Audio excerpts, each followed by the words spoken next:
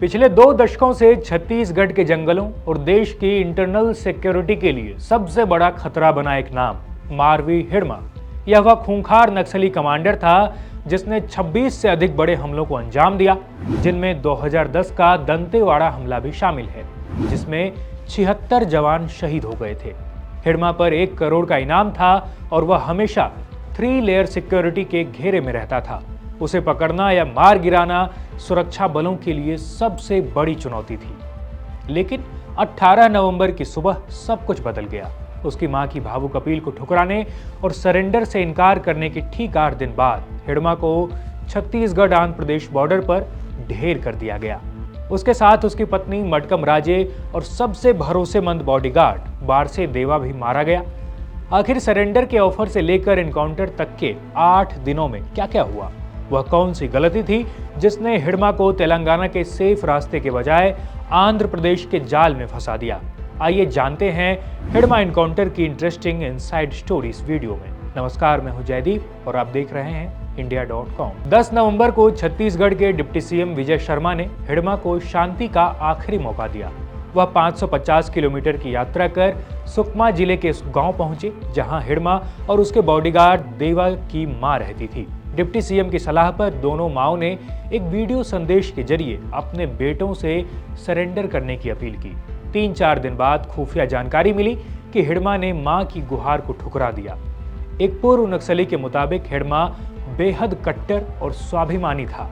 वह संगठन में गद्दार कहलाने के बजाय मरना पसंद करता था। हिड़मा की लोकेशन कई बार सुरक्षा बलों को मिली थी, लेकिन वह हमेशा अपनी तेज इंटेलिजेंस यूनिट की वजह से बच निकलता था। लेकिन इस बार हिड़मा की सबसे बड़ी गलती थी रास्ता बदलना।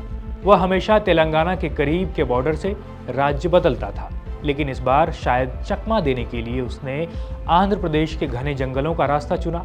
आंध्र प्रदेश की एंटी नक्सल पुलिस यूनिट ग्रे हाउंड पहले से ही चौकन्नी थी और हिड़मा की तलाश में मौजूद थी। हिड़मा बस्तर का रहने वाला था, लेकिन आंध्र प्रदेश की तरफ जाने की भनक आंध्र इंटेलिजेंस को पहले ही लग चुकी थी। एंटी नक्सल यूनिट को हिड़मा के आंध्र बॉर्डर से राज्य बदलने की सूचना 1 दिन पहले मिली।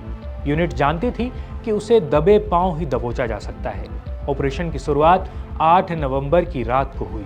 करीब 1:30 बजे एंटी नक्सल ग्रेहाउंड पुलिस यूनिट और लोकल पुलिस ने मिलकर डीप कॉम्बिंग ऑपरेशन शुरू किया। हिड़मा अपनी पत्नी राजे राजक्का, बॉडीगार्ड देवा और कुछ अन्य नक्सलियों के साथ मारे डुमिल्ली जंगल के किसी गांव के पास रुका हुआ था।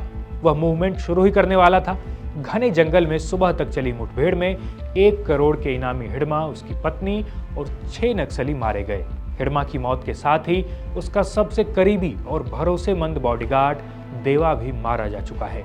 दोनों एक ही गांव के थे और देवा हमेशा हिड़मा के सबसे अंदरूनी सुरक्षा घेरे में रहता था। कुल मिलाकर बात यही है कि 16 साल की उम्र में नक्सल संगठन में भर्ती हुआ और अपनी तेजी के कारण बालल संगम से लेकर सेंट्रल कमेटी तक पहुंचा हिड़मा 26 बड़े हमलों का मास्टरमाइंड था।